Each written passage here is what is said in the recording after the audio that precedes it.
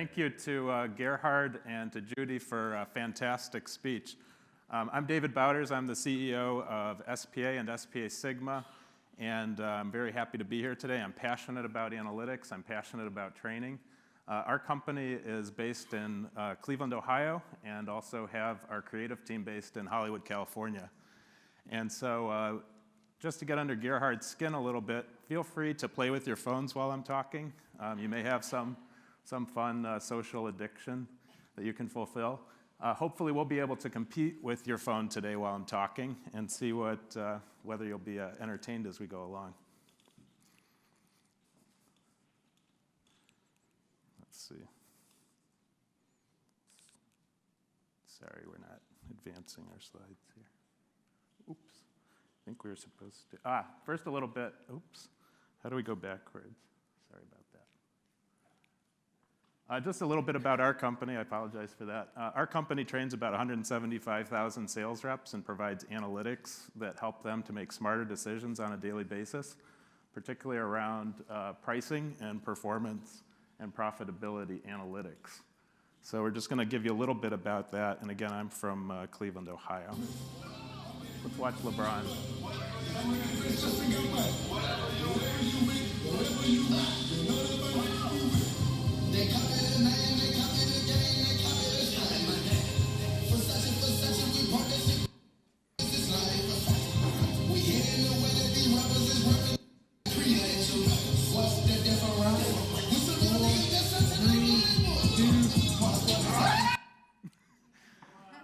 Why the heck are we watching LeBron balance on a Bosu ball at 3 in the morning? It's kind of crazy, isn't it? Actually, the reason we're doing that is because LeBron realized a long time ago that besides practicing his core skills of running, passing, dribbling, playing defense, that there were certain other core skills that would help to make him a better player. You've got mail. Oops, sorry. She's going to start doing that a lot as we go through this presentation. Fundamentally, LeBron realized that he would be better at all of the other skills that he did in his job if he would simply develop his core, and that those core skills would enable him to be a much more effective basketball player.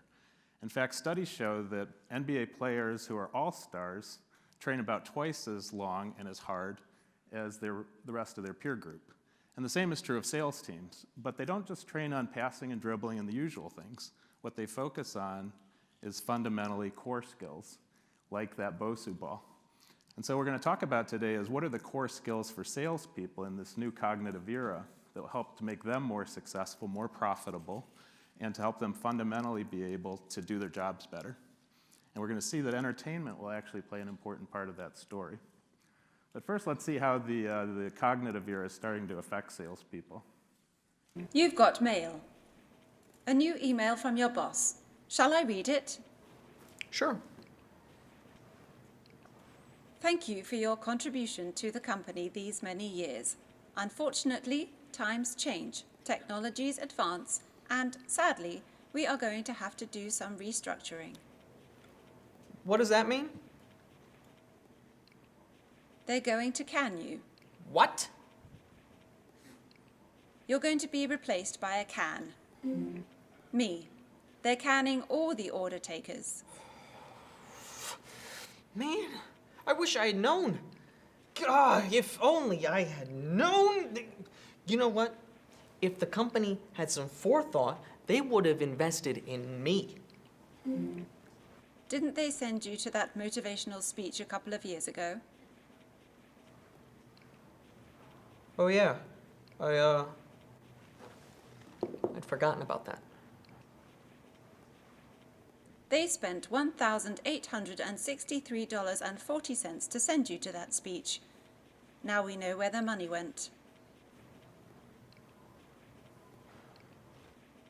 They gave you a username and password to a learning management system earlier this year. Oh, right, yeah. I figured out how to push play so that it thought I was taking the class, and I used that time to catch up on TV. But that's how I caught up on House of Cards. I guess there's a bright side. You'll have plenty of time to watch TV now.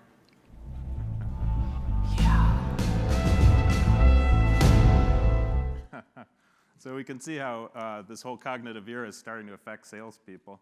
And as you can learn from all of the trade show floor next door, these companies are all over the place, and their main focus in life is fundamentally to help salespeople do better jobs, but it will also change what they do. And unfortunately for some people, like poor Joe here, there's going to have to be a skills migration, or they're not going to be working for those companies anymore. And that's a very painful conversation for a lot of us sales leaders in the room today, because if we have 20% of our sales force going away, as Gerhard said, that's going to have real implications and a lot of tough conversations. So we really have a responsibility to be able to get our salespeople re-skilled for this new cognitive era, because they're going to be new jobs, new skills, and as we invest in AI and cognitive, we also need to invest in our people. But it won't be the same kind of training that we've done before. We can't do any more of the death by PowerPoint, and we certainly can't do the long-winded talking head videos that were so prevalent today. So now we'd like to meet a different sales rep, and this sales rep, her name is Pat, and she's starting to struggle and learn about how she can work effectively in this new AI world. Let's see how she's doing. Hi, I'm Pat. I'm a sales professional. I have a new business partner, and yeah, I'd say we have a pretty good, solid working relationship. She's pretty impressive. She's a little new to the industry, but I'd say from what I gather, she's a pretty quick learner. You know, we went through a number of candidates before we chose Alexa. I think she likes me. She lights up every time I say her name. She's really great with customers. Watch this. Hey Alexa, what is John's price for 2x4s? The price is $4.75 per unit. Alexa, do you have 500 in stock? Yes. Alexa, can you deliver them to the job site tomorrow? I'm not going to deliver them myself. I'm a metal cylinder with an internet connection. I can have them delivered tomorrow. Shall I process the order? Yes. Done. I used to have those conversations. Now she does it all for me. So that little metal cylinder that's sitting in our houses is starting to learn to speak business, and not necessarily doing everything perfectly, but she doesn't get distracted by social media, and she's always listening and she's always learning. So there's a bunch of things that will come about as a part of that, but let's first think about the concept of a sales value pyramid. And there's different activities that salespeople do today that are going to be automated away by Alexa.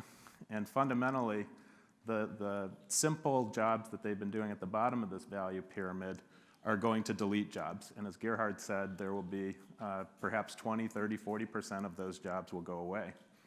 So the fundamental question that all the sales leaders in the room today need to answer is, how do we reskill, how do we invest in training that will facilitate the great sales migration up the value pyramid? How do we reskill those jobs and make sure that people are truly leveraging the technology and serving the roles that humans can do better than machines? So there's this thing that we call the sales BOSU, if you will. We saw LeBron practicing his core skills on the BOSU. What we call the sales core BOSU is fundamentally what are the things that salespeople can do better than machines. And if we look at those traits, there's certain traits about emotion, about personality, about the ability to negotiate or resolve conflicts. These are all skills that Pat can do better than Alexa. In fact, if we develop those skills, there'll be a logical role for Pat to play working with Alexa. If we don't, then Pat will probably have to go away.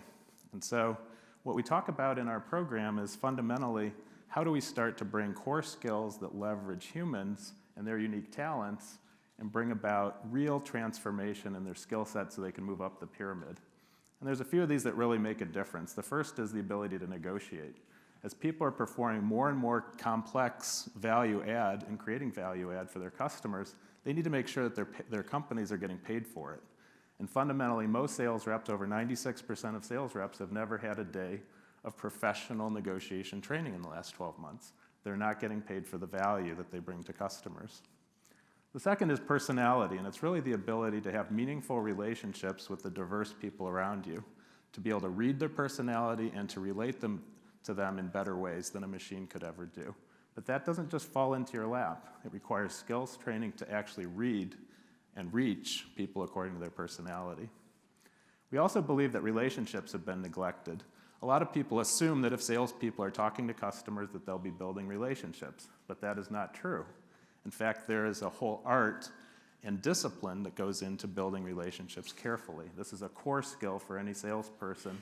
They'll need to practice it and build it in order to master it. And finally, sadly, over 90% of sales reps have no clue how their company or their customers make money. They don't have financial acumen. And this is a critical ingredient to playing a value-adding role in this new cognitive era. You have to be able to understand how value is created for your own company and for your customers in order to play that type of role at the top of the pyramid.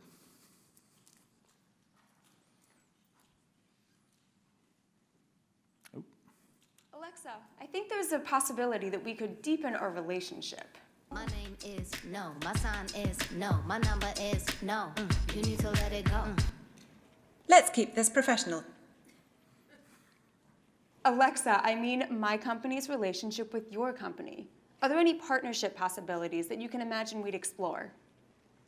I heard ship, imagine, and explore.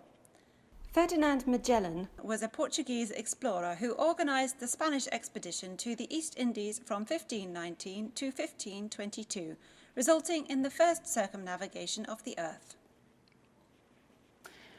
Alexa, what does that have to do with anything? You tell me. You are the one asking the weirdo questions. Alexa, can you transfer me to a human being, please? I can, but that's so 20th century.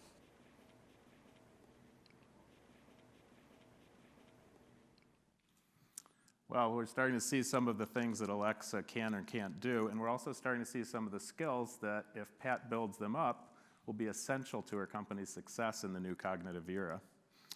So one of the things we want to consider for a moment is, how do sales reps add value? How do they maximize value in this cognitive era? And part of it comes about by value creation. This is the age-old concept that companies create value by figuring out what their customers need, designing, building, supporting, and helping customers to solve very basic problems.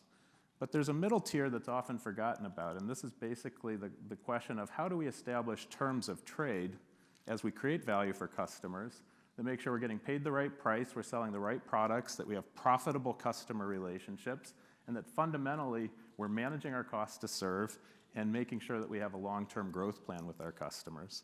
And without the right terms of trade, if sales reps haven't been trained properly, they create value from customers, but guess what they don't do? They don't capture that value for themselves and for their shareholders. And this is why negotiation is so important, because negotiation is that core skill, like LeBron's core skill, that fundamentally makes sure that sales reps and their companies get paid for the value that they create. And that means they have to be able to negotiate well. If they negotiate well, then they're happy. And if they negotiate poorly, they get their pockets picked. So, as I said before, most sales reps have essentially no professional negotiation training. Let's see if this next sketch, produced by our team in Hollywood, will remind you at all of some of your sales reps. It's an intense job. It is. My butt is pretty much in this seat all day, selling, using this and that guy. Speak of the devil. It's Pete. Hey, Pete. Tom here from Discount Construction. 2007, 2008, you know, when the economy went south, well, we had to reduce costs or sink. But rather than sink, my company invested in heavy negotiation training for us buyers, and it worked really well. Some of these negotiation tricks, I guess you would call them, are so simple, but these inside salespeople fall for them over and over again. One tactic I like to use is to surprise my salespeople with a phone call, catch them off guard, so they haven't had time to prepare. That's when sellers usually cough up huge concessions.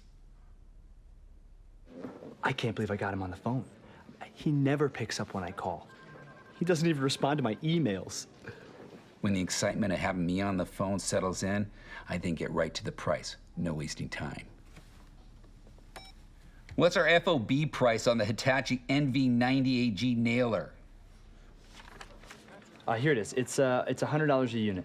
Wow, that's incredibly expensive, Pete. Your competition's coming in a lot lower, buddy. When they quote a price, that's when my inner De Niro comes out. I'll do a little song and dance about how high their price is, even if the price is great. I'll throw out a bluff about their competitor. And then I go in for the kill with the 7 most beautiful words known to a buyer. You'll have to do better than that. Well, where do you... Need us to be? That's the exact answer I get from like 90% of the inside salespeople. Anytime I hear, where do you need us to be? I got them. It's basically like saying, Tom, we can do better than that. It's like taking candy from a baby. Tom, I can hear everything you're saying, man. Yeah, sales reps who haven't been trained properly, what can you say? We can invest in cognitive all we want, but at the end of the day, the question is, are we going to get paid for all this stuff? Are we going to have, where's the cash going to come from for Judy and her team? Fundamentally, these guys are giving away price, profit, growth every single day. And it's not because they can't learn, but they haven't been practicing. They're not doing the LeBron BOSU core training to enable them to succeed. And this is where sales leadership here today really needs to play a role and really help these folks to migrate into higher value and higher capabilities. So let's, in our next skit, see how well Alexa negotiates profitable terms of trade compared to our poor friend Pete here. Watch this one. Alexa, how much did I pay last time? $4.75 per 2x4. Alexa, I need a lower price. Sounds like a personal problem. Alexa, I did a Google search and I see other companies that sell the same 2x4s for $4. You figured out how to use Google? Okay, this isn't working. Let me try something else. Alexa, what is the lowest price that you can offer me? $3.81.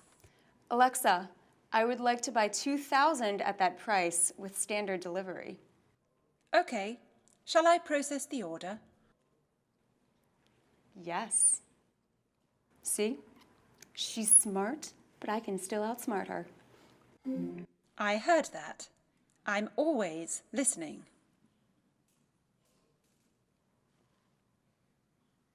Their conversations and their relationship is getting a little bit strained, isn't it? One of the reasons it's getting strained is that Alexa is always listening and learning. And unfortunately, as we know from surveys that we do, salespeople have, as Gerhard mentioned, an addiction to distractions. Do you think Alexa in the after hours is going on Facebook and Facebook and social media? Probably not. If she is, it's not consuming any of her scarce bandwidth because she has infinite bandwidth. That's not true of our salespeople. In fact, our sales reps are currently spending between 4 and 8 work hours per week on social media. And fundamentally, it's creating a distraction. And entertainment has created higher expectations among salespeople as to what has to compete for their time and their attention. And so what we see is, if we're not investing in training that engages salespeople on their mobile phones at the moment they want to consume it in small daily lessons, we're not helping them to learn. They're not moving up the value pyramid.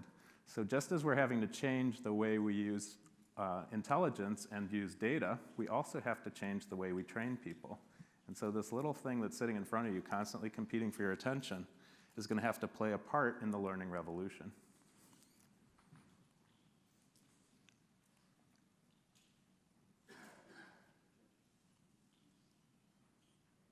Proceed. Exhibit A. Here's a modern day phone. Recognize it? Here's a phone from 150 years ago. Big difference, right? Stay with me. Here's a car from today. And here's a car from 150 years ago. Big difference, right? Well, get this. Here's a classroom of today.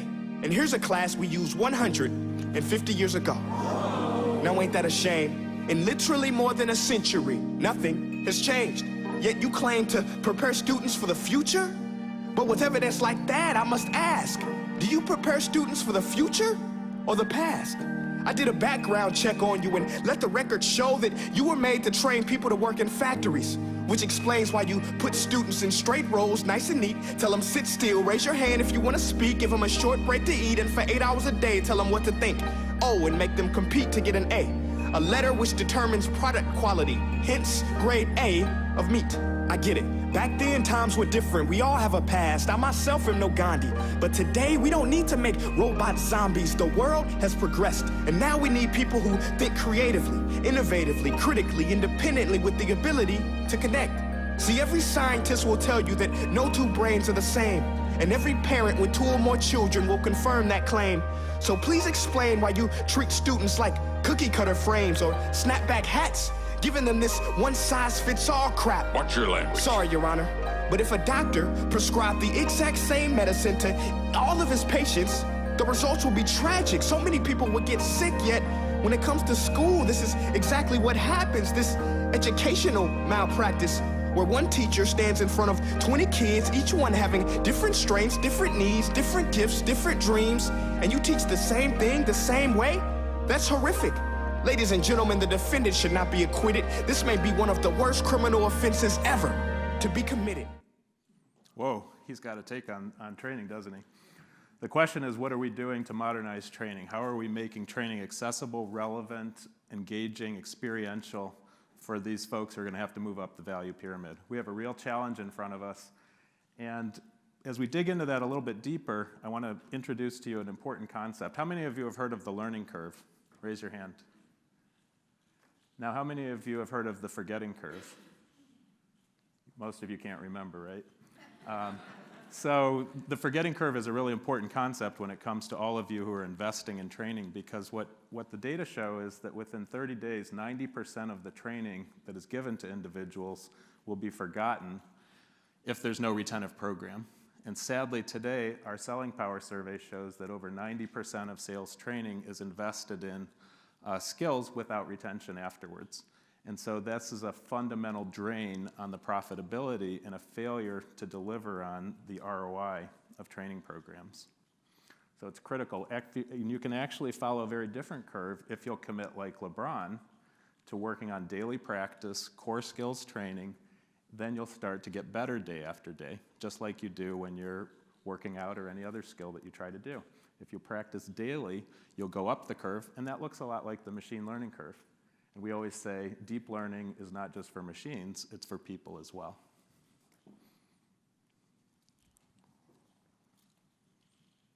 So how do you get training ROI? Everybody who invests a lot of money in training wants to know at a very basic level, how am I going to get return on my investment? Well, your training ROI comes down to a few basic things. Are people willing to participate in it? What's the participation rate level?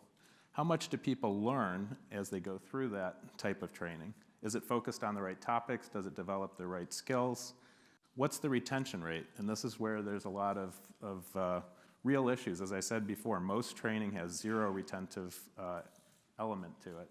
And then finally, most training lacks sustainability. It's not part of a broader long-term learning path that will help individuals to build skills over time. So as we look at the statistics, we see that only about 44 to 56% of sales reps they're getting zero training today. Fundamentally, they're not even being trained. When we look at the learning rate question, we see that about 68% of students going through corporate training programs are fundamentally dissatisfied with the type of training that's being provided. They think it's either low impact or it's not engaging. It's talking head PowerPoints, it's talking head video, and it's fundamentally not engaging them in a way that competes with social media. And when we look at the retention rate, we see that 96% of sales reps spend less than 5 minutes per day on any type of retentive learning. So unlike LeBron, who's up there at 3 in the morning on the Bosu ball working on something that's not related to passing, dribbling, scoring, shooting, any of that, these sales reps are not developing any of their core skills. They're not prepared to move up the pyramid. And then finally, when we look at sustainability, we found from our Selling Power survey, fewer than 9% of sales reps have a long-term learning path. So to go back to that last video, fundamentally we have educational malpractice. And this is not just about American education, it's also about corporate education. So the Sage of Omaha has a few words to say about this. we looked at that equation about this times this times this. And what we find is that, he says, over the years, a number of very smart people have learned the hard way that a long string of impressive numbers multiplied by a single zero always equals 0.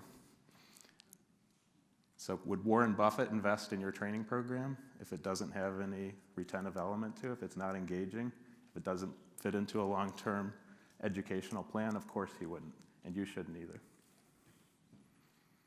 So how do you start to engage people in this new cognitive era? How do you get them to really understand and consume the training that matters? Well, you have to really focus on training that has a new type of format to it. As we've been showing you through these little vignettes, these little video sketches, training has to be fun. It has to be engaging. It has to be in drips and not long days spent in a conference room. It also has to be entertaining. And frankly, it's for too long we've treated our students as if they were hostages, and we didn't have to win their attention. Well, they responded by disengaging and tuning us out. It has to be social and mobile. If you can't consume the training on your mobile device, it's fundamentally going to get crowded out by other things. The phone is where everybody lives. The training needs to be there too, and it needs to be able to compete with all of the distractions on the phone so that people are excited when they see that new training is available. They want to consume it. And fundamentally, it has to be experiential. It can't be you talking at them all the time. It has to be engaging them and asking them to be active participants in what's being taught. And then gamification is critical. People want to play. They want to do things that are exciting, that are hands-on. So you have to give people experiences that allow them to do that, or you're not going to be able to compete for their attention. They're not going to learn, and they won't be able to move up the value pyramid. Let's see an example of that. He emailed an offer before our meeting. I told him $950 was pretty good, but Pretty good? It's great. So you took the deal, right? $950 isn't good enough. I told him, you're going to have to do better than that. Oh, and like he said, how much better? And like he said, like, where do you need me to be? Because that's what I would have said. Oh no, you lost the deal? You just saw the PO. I know. And then he started asking for things. A lot of things. Like what? Like he wants me to autograph the boards? He starts rattling off demands as if he'd been instructed to try and get as much out of us as possible. I'm gonna need free shipping. That's a non-starter for us. So you gave it to him, right? And we need you to deliver it in faster than 6 weeks. We need it in 4. Is that all? And that's not all. I want free boards, better pay terms, early pay discount, and some other stuff if we have time. Well, you had the power to give him everything. I mean, I'll contact Kelly in shipping and tell him to, like, expedite. I told him, no. What? We were already giving him a discount. We're already giving you a discount. Whoa. Guess what he said? He wasn't going to be buying any more boards from us ever again? I'll tell you what. I can skip the early pay discount and pay terms, but we need delivery in 4 weeks. There's a big surf tournament coming up. Surf tournament? Where? Irrelevant to the negotiation. Do you want to talk about surf tournaments or the deal? Can we do both? Do you see what I mean? 4 weeks means we'll have to, like, ramp up production and... I told him, there's no way we give you that. We're already giving you a huge discount, jerko, something we don't do for other customers. You know what you can do with your excessive demands? I can't believe you, like, talked to him like that and closed the deal. I would never speak to a customer like that. My people skills are amazing. Amazing. I said, I'll do my best to talk to my shipping department, but I can't guarantee delivery in 4 weeks. Would you consider 5? And that's when I let him sweat. I'll pay $970 per unit if you deliver in 4 weeks and throw in 2 free boards. And I said, I can do 1 free board. Deal? And he said, you got yourself a sweet deal, baby. Woohoo! So that was 120 seconds on somebody's phone that they would be able to learn how to negotiate a little bit better. This is an example of a Training 3.0 learning object. Now imagine if your salespeople had a full library of these and every day one of these popped up on their phone. They could start to build real skills that would help to move up the value pyramid. And that's what our company specializes in, creating that kind of compelling content that helps people build their skills.